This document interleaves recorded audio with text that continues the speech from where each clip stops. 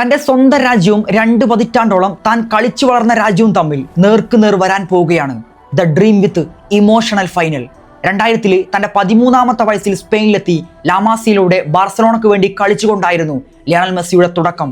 പിന്നീട് 2021-ൽ 21 വർഷങ്ങൾക്ക് ശേഷം അയാൾ അവിടം വിട്ട് പടിയിറങ്ങുമ്പോൾ ഒരു സാമ്രാജ്യം തന്നെ അയാൾ അവിടെ പടുത്തുയർത്തിയിരുന്നു. ബാർസലോണയിലെ റെക്കോർഡുകൾ പലതും തന്റെ പേരിലാക്കി ഒരു ജനതയിലേക്ക് കാൽപന്തെന്ന വികാരത്തെ ഇഞ്ചക്ട് ചെയ്ത് ഫുട്ബോളിലേക്ക് പലരെയും പ്രേരിപ്പിച്ച് ഒരു ജനതയെ തന്നെ അയാളിലൂടെ ഉദയം കൊണ്ടിട്ടാണ് അയാൾ അവിടം വിട്ട് പടിയിറങ്ങുന്നത്.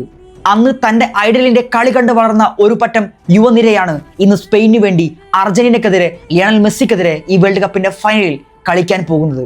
സ്പാനിഷ് ലൈഫിനോടും കൾച്ചറിനോടും ലാംഗ്വേജിനോടും ഒക്കെ ഏകിച്ചേർന്നവൻ 2005-ൽ പൗരത്വം സ്വീകരിച്ചും അർജന്റീനയോളം പ്രിയപ്പെട്ടതാണ് സ്പെയിൻ എന്നും അയാൾ പറഞ്ഞു വെക്കുന്നുണ്ട്. സ്പെയിൻ നാഷണൽ ടീമിലേക്കുള്ള വിളി അദ്ദേഹത്തെ തേടിയെത്തിയതും അദ്ദേഹം സന്തോഷത്തോടെ നിരസിച്ചതും സ്പെയിനുമായിട്ടുള്ള ആ ഒരു ആത്മബന്ധത്തിന്റെ ഡെപ്ത് എത്രത്തോളം ഉണ്ടെന്ന് മനസ്സിലാക്കാൻ സാധിക്കും. ടീം വിട്ടിട്ട് കാലം ഇത്രയായിട്ടും ഇപ്പോഴും ബാർസലോണയുടെ കളി കാണുന്ന, ബാർസലോണയെ പറ്റി പറയുമ്പോൾ സന്തോഷിക്കുന്ന, കണ്ണു നിറയുന്ന ഈ മനുഷ്യൻ എങ്ങനെയായിരിക്കും സ്പെയിനെതിരെ കളിക്കാൻ പോകുന്നുണ്ടാവുക?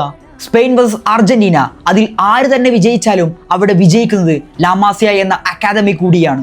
മെസ്സിയെയും യമാലിനെയും കുബാർസിയെയും പെട്രിയെയും ഒക്കെ ഉയർത്തിക്കൊണ്ടുവന്ന ടാലന്റ് ഫാക്ടറിയാണ്.